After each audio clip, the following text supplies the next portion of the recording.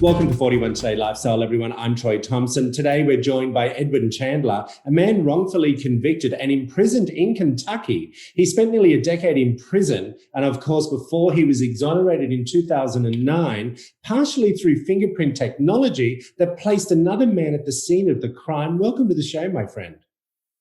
Thank you. Okay, a police detective who worked on your case took a plea deal. Now, for perjury and tampering with evidence. How do you feel about that result now? It's difficult. This whole thing has been difficult.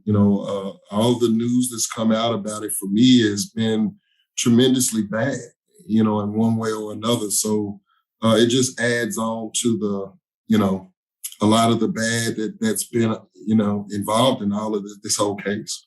Because it really is quite extraordinary to find out that the detective was actually the one to blame, right? Yes.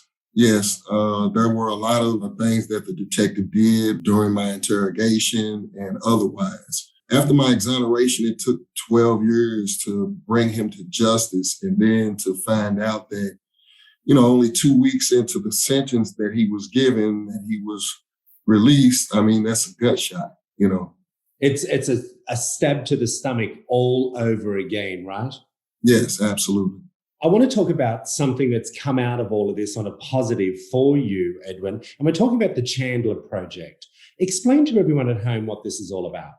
The Chandler Project is just simply me. That's my last name. And I'm working towards a project to help other exonerees after they are released from prison. I know firsthand what it's like, how it is and how difficult that it is to maintain and move forward in your life after going through so much and then being released and there's nothing there. You don't have anything.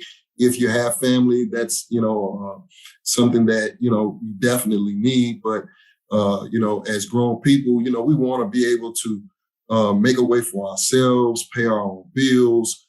And, there's just a lot that goes into it that people don't understand about being an exoneree for so long.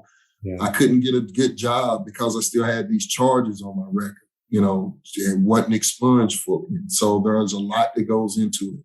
And what are you wanting to help with people now that are in your same predicament? What's your goal? My goal is to be a bridge for those that don't have the resources, don't have the connections, don't have necessarily the finance to make it to the next day, and that's sometimes the case. A lot of times these men and women are getting out of prison and they have absolutely nothing, and they're just thrown back into society. There are mental issues that go along with this, things that in today's society that we look at and we try to help. And so in that regard, I try to be a bridge to medical, people that can help in that regard. And, also just to be a bridge to get back into society. It's not easy after being in prison for so long, just to get back into society after being in prison for a decade or more.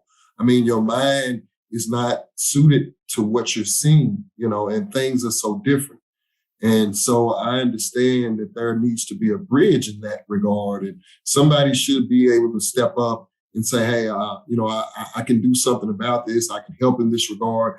And that's just what I'm doing. Well, I think it's really an incredible thing that you are doing, considering the hardship that you've gone through. I have to tell you, I only wish you all the best for this, Edwin. Thank you. I really do appreciate the time that you've taken to share this story with me. I wish we had more time to talk, but I'm sure we'll catch up very soon. Thank you. If you want to find out more information about Edwin Chandler and the Chandler Project, all the information is up on the screen for you now. We'll be back after this short break.